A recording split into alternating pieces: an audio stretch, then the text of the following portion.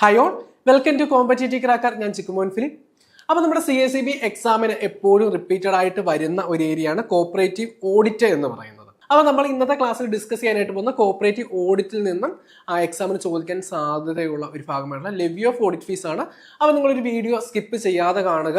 അതുപോലെ CSEB എക്സാമിന് prepare ചെയ്യുന്ന നിങ്ങളുടെ ഫ്രണ്ട്സിലേക്ക് ഈ ഒരു വീഡിയോ ഷെയർ ചെയ്യുകയും കൂടി ചെയ്തേക്കാം കേട്ടോ. അപ്പോൾ നമുക്കറിയാം റൂൾ 65 ലെവി ഓഫ് ഓഡിറ്റ് ഫീസിനെ കുറിച്ച് പ്രതിപാദിക്കുന്നത്. റൂൾ 65 സബ് റൂൾ 1 പറയുന്നു, every cooperative society shall pay to the government within 1 month of receipt of annual audit certificate and audit fee calculated on the working capital, total sales and gross income during the year as the case may be. എന്താണ് പറയുന്നത്? Rule 65 sub rule 1 പറയുന്നു, എല്ലാ സൊസൈറ്റീസും അവരുടെ audit certificate, annual audit certificate കിട്ടി 1 മാസത്തിനകം എന്ത് ചെയ്തിരിക്കണം? Audit fees അടയ്ക്കണം എന്ന് പറയുന്നു. അപ്പൊ നമുക്കറിയാം ഓരോ സൊസൈറ്റീസും വ്യത്യസ്തമായ കാര്യങ്ങളുടെ പേരിൽ അല്ലെങ്കിൽ വ്യത്യസ്തമായിട്ടായിരിക്കും അവരുടെ ഓഡിറ്റ് ഫീസ് കാൽക്കുലേറ്റ് ചെയ്യുന്നത്.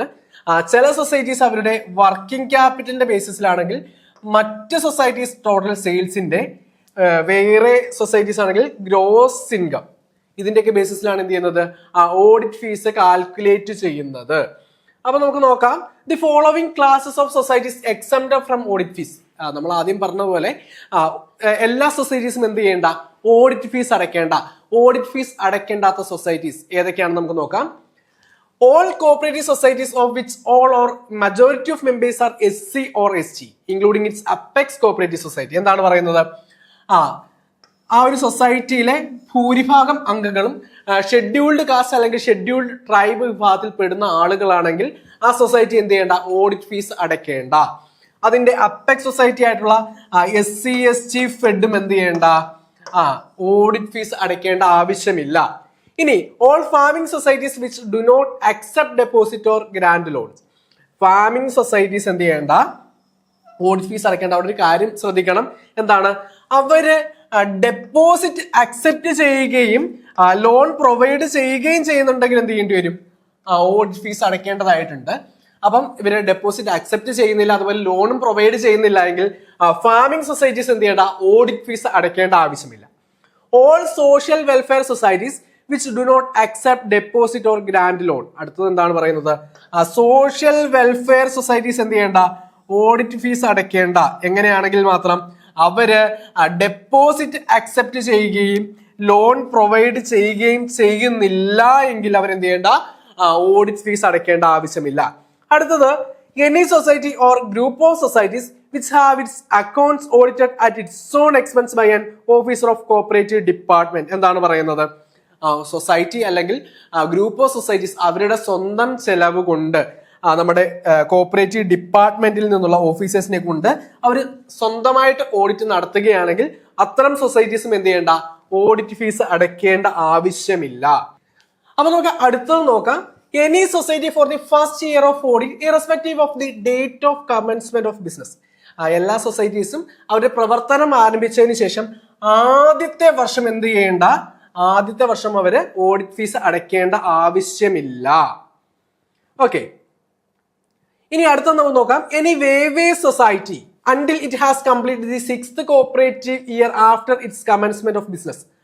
വേവേ സൊസൈറ്റി അവരുടെ പ്രവർത്തനം ആരംഭിച്ചിട്ട് 6 കോപ്പറേറ്റീവ് ഇയർ കംപ്ലീറ്റ് ചെയ്യുന്ന അത്രയും കാലം അവർ എന്ത് ചെയ്യേണ്ട കാര്യമില്ല? ഓഡിറ്റ് ഫീസ് അടയ്ക്കേണ്ട ആവശ്യമില്ല. അടുത്ത നമുക്ക് നോക്കാം.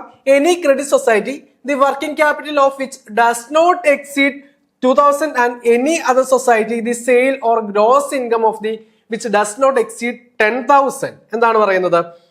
ക്രെഡിറ്റ് സൊസൈറ്റീസ് ആണ് എങ്കിൽ അവരുടെ വർക്കിംഗ് ക്യാപിറ്റൽ എന്ന് പറയുന്നത് 2000 രൂപയ്ക്ക് മുകളിലല്ല എങ്കിൽ അവരെന്ത് ചെയ്യേണ്ട? 2000 രൂപയോ അതിൽ താഴെയോ ആണെങ്കിൽ അവരെന്ത് ചെയ്യേണ്ട? ഓഡിറ്റ് ഫീസ് അടയ്ക്കേണ്ട ആവശ്യമില്ല. മറ്റു സൊസൈറ്റീസ് ആണെങ്കിൽ അവരുടെ സെയില് അല്ല എങ്കിൽ ഗ്രോസ് ഇൻകം 10,000-ൽ കൂടുന്നില്ല എങ്കിൽ അല്ലെങ്കിൽ 10,000-ൽ താഴെയാണെങ്കിൽ എന്ത് ചെയ്യേണ്ട? അവരും എന്ത് ചെയ്യേണ്ട? ഓഡിറ്റ് ഫീസ് അടയ്ക്കേണ്ട ആവശ്യമില്ല. അടുത്ത നമുക്ക് നോക്കാം. All coir cooperative societies provided that apex coir society need to pay only half of the rate of audit fees chargeable. എന്താണ്? കയർ കോപ്പറേറ്റീവ് സൊസൈറ്റീസ് എന്ത് ചെയ്യേണ്ട? ഓഡിറ്റ് ഫീസ് അടയ്ക്കേണ്ട ആവശ്യമില്ല. എന്നാൽ അവരുടെ അപ്പെക്സ് സൊസൈറ്റീസ് ആയിട്ടുള്ള കയർ ഫെഡ് എന്ത് ചെയ്യണം? അവരുടെ ഓഡിറ്റ് ഫീസിന്റെ പകുതി അടയ്ക്കേണ്ടതാണ്. അപ്പൊ നമുക്ക് അടുത്തത് നോക്കാം. All primary fishermen cooperative societies, പ്രാഥമിക മത്സ്യത്തൊഴിലാളി സംഘങ്ങൾ എന്ത് ചെയ്യേണ്ട, അവർ ഓഡിറ്റ് ഫീസ് അടയ്ക്കേണ്ട ആവശ്യമില്ല. അടുത്തത് all khadi and other traditional societies such as pottery, bamboo, jaggery, washermen, ചെത്തുതൊഴിലാളി and lime shell cooperative societies. Khadi അതുപോലെ പരമ്പരാഗതമായിട്ടുള്ള തൊഴിലാളികളുടെ കോപ്പറേറ്റീവ്സ് എന്ത് ചെയ്യേണ്ട, ഓഡിറ്റ് ഫീസ് അടയ്ക്കേണ്ട ആവശ്യമില്ല. ഇനി അടുത്ത നമുക്ക് നോക്കാം. വനിതാ cooperative societies and dairy societies need to pay only half of the rate of audit fees chargeable. എന്താണ്, വനിതാ സൊസൈറ്റീസും ഡയറി സൊസൈറ്റീസും എന്ത് ചെയ്യണം, അവരുടെ ആക്ച്വൽ ഓഡിറ്റ് ഫീസ് ആയിട്ട് വരുന്നതിന്റെ പകുതി എന്ത് ചെയ്യണം, അടയ്ക്കേണ്ടതായിട്ടുണ്ട്. ഇനി audit fees at 50 paise for every 100 rupees or part thereof on working capital or sales or gross income as the case may be, provided that the maximum audit fee shall be not exceed rupees 1 lakh. എന്താണ് പറയുന്നത്, നമുക്കറിയാം audit fees calculate ചെയ്യുന്നത് 100 രൂപയും അതിന്റെ ഓരോ ഭാഗത്തിനും എത്ര രൂപ വെച്ചാണ്, 50 പൈസ വെച്ചാണ് കാൽക്കുലേറ്റ് ചെയ്യുന്നത്. ഇപ്പൊ ഒരു 100 രൂപയാണ് എങ്കിൽ എത്രയാണ്, 100 രൂപയാണെങ്കിൽ 50 പൈസ, 200 രൂപയാണെങ്കിൽ 1 രൂപ, ഇനി 250 രൂപയാണെങ്കിൽ എങ്ങനെയാണ്, ആ ഒരു റേഷ്യോയിൽ 100 രൂപയും അതിന്റെ ഭാഗത്തിനും എത്രയാണ്, 50 പൈസ, 200 രൂപയാണെങ്കിൽ 1 രൂപ, അങ്ങനെ 100ഉം അതിന്റെ ഭാഗത്തിനും 50 പൈസ വെച്ചാണ് എന്ത് ചെയ്യുന്നത്, ഓഡിറ്റ് ഫീസ് കാൽക്കുലേറ്റ് ചെയ്യുന്നത്. എങ്ങനെ കൂട്ടിയാലും മാക്സിമം ഓഡിറ്റ് ഫീസ് എന്ന് പറയുന്നത് എത്രയാണ്, 1 lakh rupees ആയിരിക്കണം. അതിന് ഓരോ സബ് കാറ്റഗറിക്കും ഡിഫറൻസ് ഉണ്ട്, നമുക്കറിയാം. ഇനി നമുക്ക് നോക്കാം audit fees calculation and audit fees of different type of societies. ഞാൻ പറഞ്ഞു ഓരോ സൊസൈറ്റീസിനും വ്യത്യസ്തമായിട്ടാണെന്ന് പറഞ്ഞപ്പോൾ നമുക്ക് എന്താണെന്ന് നോക്കാം. Credit societies except PCARD bank, housing societies and house mortgage bank അവരെന്തിന്റെ ബേസിസിലാണ് ഓഡിറ്റ് ഫീസ് കാൽക്കുലേറ്റ് ചെയ്യുന്നത്, അവരുടെ വർക്കിംഗ് ക്യാപിറ്റലിനെ ബേസ് ചെയ്തുകൊണ്ടാണ് അവർ എന്ത് ചെയ്യുന്നത്, ഓഡിറ്റ് ഫീസ് കാൽക്കുലേറ്റ് ചെയ്യുന്നത്.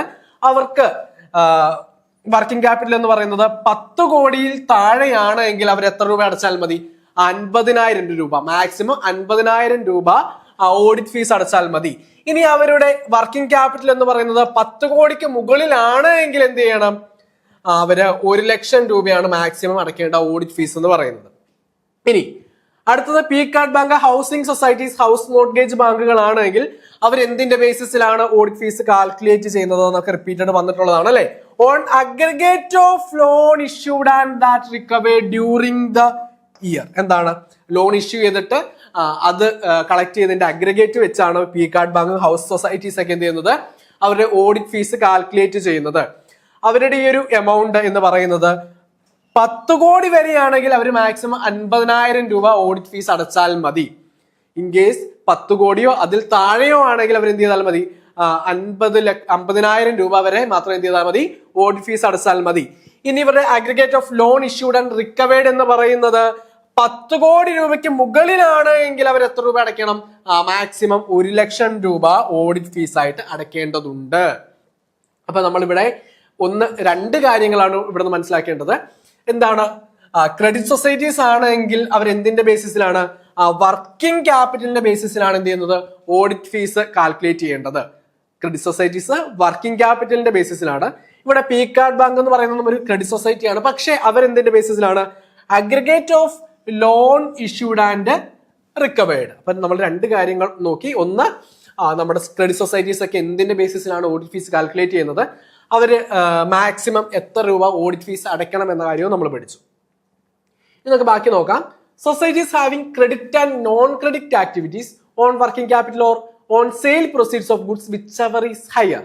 അടുത്തത് നമ്മൾ നോക്കാൻ പോകുന്നത് എന്താണ്, അവർ സൊസൈറ്റീസ് ക്രെഡിറ്റും നോൺ ക്രെഡിറ്റ് ആക്ടിവിറ്റീസ് ഉള്ള സൊസൈറ്റീസ് ആണെങ്കിൽ അവരുടെ വർക്കിംഗ് ക്യാപിറ്റൽ അല്ല എങ്കിൽ സെയിൽ പ്രൊസീഡ്, ഇതിൽ ഏതാണോ കൂടുതലുള്ളത് അതിന്റെ ബേസിസിലായിരിക്കണം എന്ത് ചെയ്യുന്നത്, അവർ ഓഡിറ്റ് ഫീസ് കാൽക്കുലേറ്റ് ചെയ്യേണ്ടത്. ഇനി ഒരു സൊസൈറ്റിയുടെ വർക്കിംഗ് ക്യാപിറ്റൽ എന്ന് പറയുന്നത് ഒരു 5 കോടി രൂപയാണെന്ന് വിചാരിക്കുക. വർക്കിംഗ് ക്യാപിറ്റൽ 5 കോടി, അവരുടെ സെയിൽസ് പ്രൊസീഡ് എന്ന് പറയുന്നത് 4 കോടിയുമാണ് എങ്കിൽ അവർ എന്തിന്റെ ബേസിസിലായിരിക്കണം ഓഡിറ്റ് ഫീസ് കാൽക്കുലേറ്റ് ചെയ്യേണ്ടത്, അവരവരുടെ വർക്കിംഗ് ക്യാപിറ്റലിന്റെ ബേസിസിലാണ് ഓഡിറ്റ് ഫീസ് കാൽക്കുലേറ്റ് ചെയ്യേണ്ടത്. ഇനി ഇവരുടെ ഈ ഒരു വർക്കിംഗ് ക്യാപിറ്റൽ അല്ല എങ്കിൽ സെയിൽസ് പ്രൊസീഡ്സ് അതിൻ്റെ അകത്ത് ഏതാണോ കൂടുതലുള്ളത് അത് 10 കോടിക്ക് താഴെയാണ് എങ്കിൽ അവർ മാക്സിമം അടയ്ക്കേണ്ട ഓഡിറ്റ് ഫീസ് എന്ന് പറയുന്നത് 50,000 രൂപയാണ്. ഇനി അവരുടെ ഈ ഒരു സെയിൽസ് പ്രൊസീഡ്സ് അല്ല എങ്കിൽ working capital which ever is higher is greater than 10 crore 10 കോടിക്ക് മുകളിലാണെങ്കിൽ അവർ മാക്സിമം അടയ്ക്കേണ്ട ഓഡിറ്റ് ഫീസ് എന്ന് പറയുന്നത് 1,00,000 രൂപയാണ്. മാക്സിമം ഓഡിറ്റ് ഫീസ് എന്ന് പറയുന്നത് 1,00,000 രൂപയാണ്. ഇനി അടുത്ത നോക്കാം, societies dealing in goods except coir consumer societies dealings in goods coir consumer societies ഒഴികെയുള്ള ബാക്കിയുള്ള ഗുഡ്സുമായി ഡീൽ ചെയ്യുന്ന സൊസൈറ്റീസ് അവരുടെ സെയിൽസ് പ്രൊസീഡ്സിന്റെ ബേസിസിലാണ് ഓഡിറ്റ് ഫീസ് കാൽക്കുലേറ്റ് ചെയ്യുന്നത്. അവരുടെ സെയിൽസ് പ്രൊസീഡ്സ് എന്ന് പറയുന്നത് 10 കോടിയോ അതിൽ താഴെയോ ആണെങ്കിൽ അവർ അടയ്ക്കേണ്ട മാക്സിമം ഓഡിറ്റ് ഫീസ് എന്ന് പറയുന്നത് 50,000 രൂപയാണ്. ഇനി അവരുടെ സെയിൽസ് പ്രൊസീഡ്സ് എന്ന് പറയുന്നത് 10 കോടി രൂപയ്ക്ക് മുകളിലാണ് എങ്കിൽ അവർ മാക്സിമം അടയ്ക്കേണ്ട ഓഡിറ്റ് ഫീസ് എന്ന് പറയുന്നത് 1,00,000 രൂപയാണ്. ഇനി അടുത്ത നമുക്ക് നോക്കാം, പ്രൈമറി കൺസ്യൂമർ സൊസൈറ്റീസ് എന്തിന്റെ ബേസിസിലാണ്? അവര് സെയിൽസ് പ്രൊസീഡ്സിന്റെ ബേസിസിലാണ് ഓഡിറ്റ് ഫീസ് കാൽക്കുലേറ്റ് ചെയ്യുന്നത്. അവരടയ്ക്കേണ്ട മാക്സിമം ഓഡിറ്റ് ഫീസ് എന്ന് പറയുന്നത് 1,00,000 രൂപയാണ്. ഇനി district wholesale and apex consumer societies ആണെങ്കിൽ അവര് working capital or sales proceeds which ever is higher, അതായത് വർക്കിംഗ് ക്യാപിറ്റൽ ആണോ അവരുടെ സെയിൽസ് പ്രൊസീഡ്സ് ആണോ ഏതാണോ കൂടുതൽ അതിന്റെ ബേസിസിലായിരിക്കും ഒരു ഓഡിറ്റ് ഫീസ് കാൽക്കുലേറ്റ് ചെയ്യുന്നത്. അപ്പൊ അങ്ങനെയെങ്കിൽ അവരടയ്ക്കേണ്ട മാക്സിമം ഓഡിറ്റ് ഫീസ് 1,00,000 രൂപയാണ്. ഇപ്പൊ ഇൻ കേസ് വർക്കിംഗ് ക്യാപിറ്റലോ അല്ലെങ്കിൽ സെയിൽസ് പ്രൊസീഡ്സിൽ ഏതാണോ കൂടുതലുള്ളത് അതിനെ ബേസ് ചെയ്തിട്ടാണ് എന്ത് ചെയ്യുന്നത് അവർ ഓഡിറ്റ് ഫീസ് കാൽക്കുലേറ്റ് ചെയ്യേണ്ടത്. അതിന്റെ ഓരോ 100 രൂപയ്ക്കും അതിന്റെ ഭാഗത്തിനും 50 പൈസ എന്ന കണക്ക് വെച്ചിട്ടാണ് എന്ത് ചെയ്യുന്നത് നമ്മൾ ഓഡിറ്റ് ഫീസ് കാൽക്കുലേറ്റ് ചെയ്യുന്നതെന്ന് പറഞ്ഞു. അങ്ങനെ കാൽക്കുലേറ്റ് ചെയ്യുമ്പോൾ അവർ അടയ്ക്കേണ്ട മാക്സിമം ഓഡിറ്റ് ഫീസ് എന്ന് പറയുന്നത് എത്രയാണ്? 1,00,000 രൂപയാണ്. അടുത്ത transport societies on hire charges collected and sale proceeds of article. എന്താണ് അടുത്ത ട്രാൻസ്പോർട്ട് സൊസൈറ്റീസ് ആണെങ്കിൽ അവരുടെ ഓഡിറ്റ് ഫീസ് കാൽക്കുലേറ്റ് ചെയ്യുന്നത് ഹയർ ചാർജ് കളക്റ്റഡും അതുപോലെ തന്നെ സെയിൽ പ്രൊസീഡ്സും കൂടി കൺസിഡർ ചെയ്തിട്ടായിരിക്കും അവർ അടയ്ക്കേണ്ട മാക്സിമം ഓഡിറ്റ് ഫീസ് എന്ന് പറയുന്നത് 25,000 രൂപയാണ്.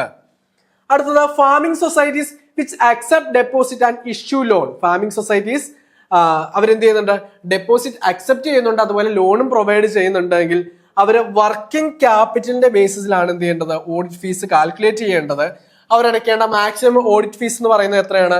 50,000 രൂപയുമാണ്. ഇനി അടുത്ത നോക്കാം, welfare societies which accept deposit and issue loans. അവരും എന്തിന്റെ ബേസിസ് തന്നെയാണ്? നമുക്കറിയാം വർക്കിംഗ് ക്യാപിറ്റലിന്റെ ബേസിസ് തന്നെയാണ് അവരും ഓഡിറ്റ് ഫീസ് കാൽക്കുലേറ്റ് ചെയ്യേണ്ടത്. അവർ അടയ്ക്കേണ്ട മാക്സിമം ഓഡിറ്റ് ഫീസ് എന്ന് പറയുന്നത് എത്രയാണ്?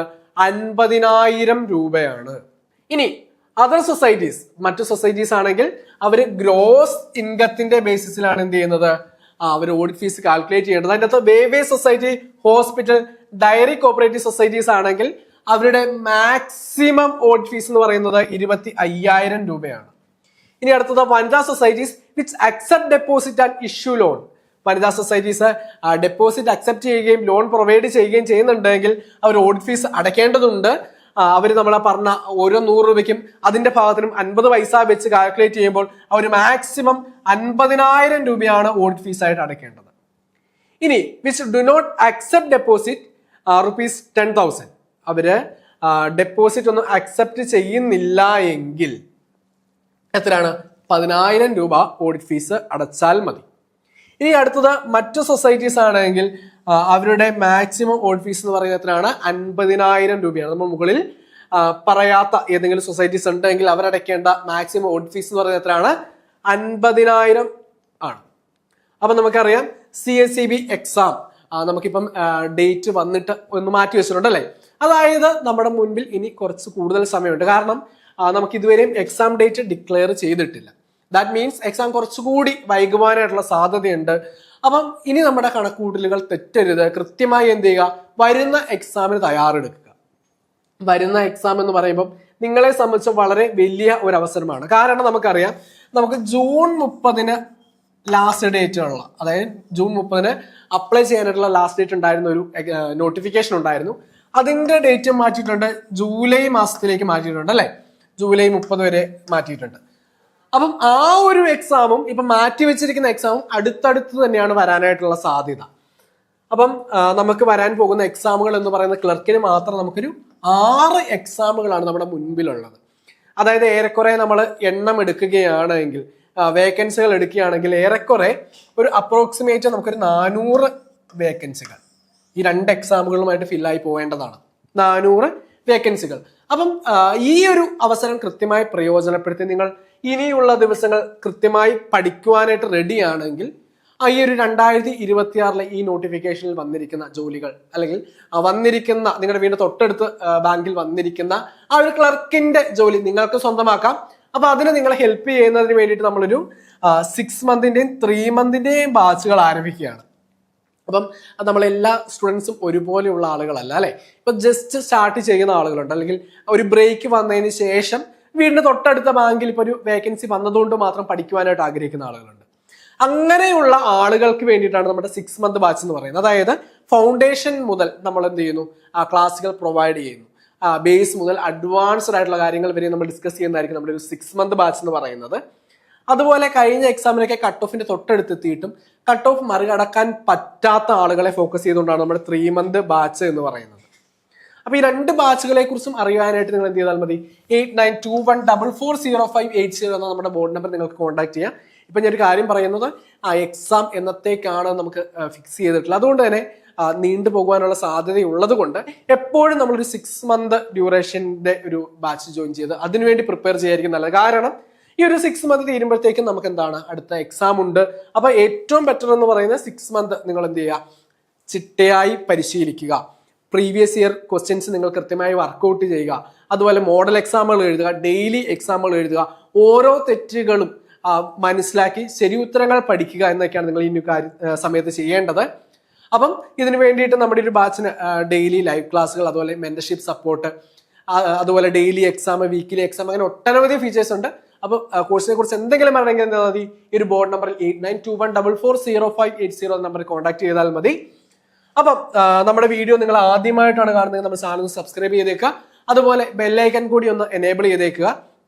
അപ്പം ഇനി അടുത്ത ക്ലാസ് ഏത് ടോപ്പിക്കിൽ നിന്ന് വേണം എന്നുള്ള കാര്യം നിങ്ങൾ എന്ത് ചെയ്തേക്കുക, കമന്റ് ബോക്സിൽ രേഖപ്പെടുത്തുകയാണെങ്കിൽ അതിന്റെ ക്ലാസ്സുകളുമായിട്ട് നമ്മൾ വീണ്ടും വരുന്നതായിരിക്കും. അതുപോലെ നമ്മുടെ ഫ്രീ സ്റ്റഡി ഗ്രൂപ്പിന്റെ ലിങ്കുകൾ ഡിസ്ക്രിപ്ഷനിൽ കൊടുത്തിരിക്കാം, അതിൽ കൂടി നിങ്ങളൊന്ന് ജോയിൻ ചെയ്തേക്കുക. അപ്പം നമുക്ക് മറ്റൊരു വീഡിയോയുമായിട്ട് വീണ്ടും കാണാം. താങ്ക്